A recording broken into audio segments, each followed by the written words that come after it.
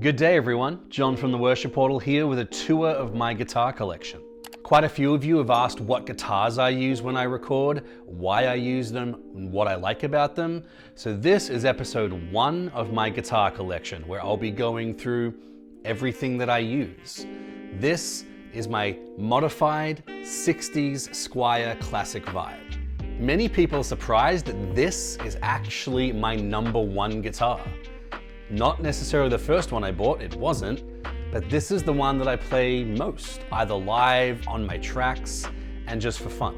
I've always been a Fender guy. I like the sleek shape, the feel of these guitars, and that twangy, chimey sound that only Telecasters and Stratocasters can give you.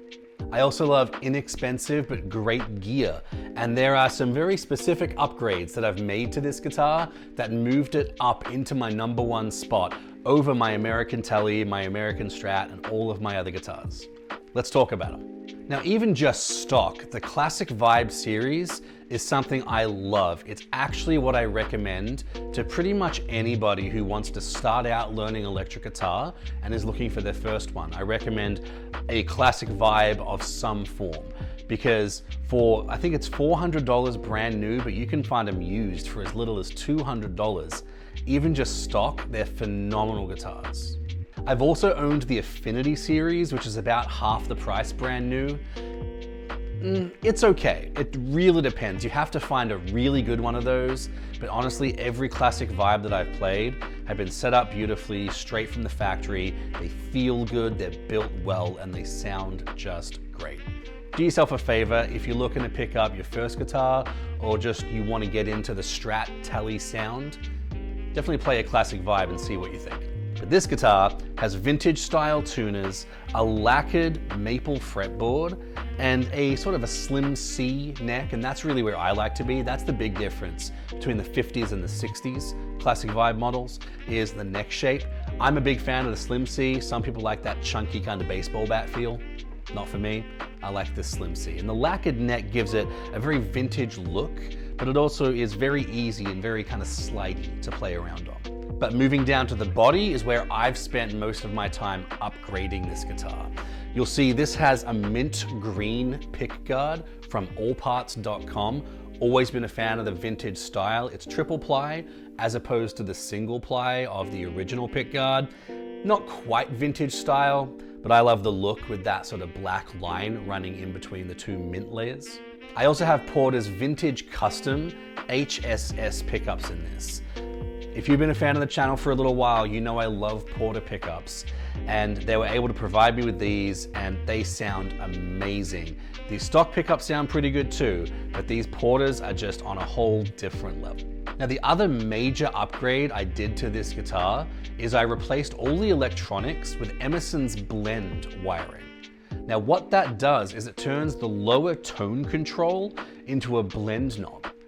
But what does it blend? When that tone knob is at 0, all this guitar is, all the pickups are, is just a straight single, like any other Strat. But as you turn that tone knob up to 10, it blends in the full power of that humbucker, no matter what other pickups you have activated at that point. So it really gives you not only a punchy, gritty sound in position 5, but it also adds some bite into the neck pickup of position 1 if you wanted to.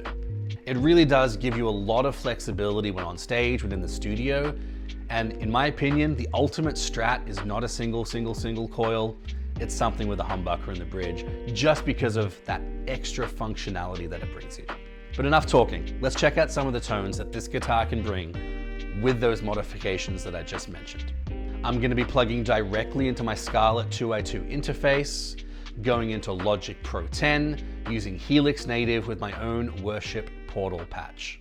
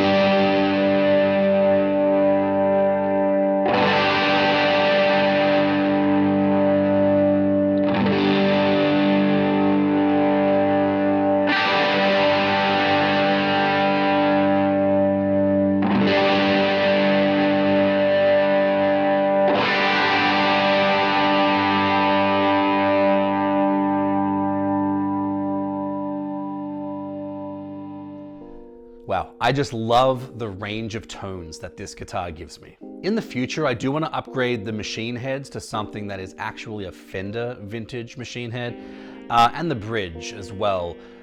They're good, but not great. They do have some tuning issues here or there. It's pretty rare. They are a lot better than the base model Squiers, but upgrading those to some Fender parts, I think will just take this guitar to the next level.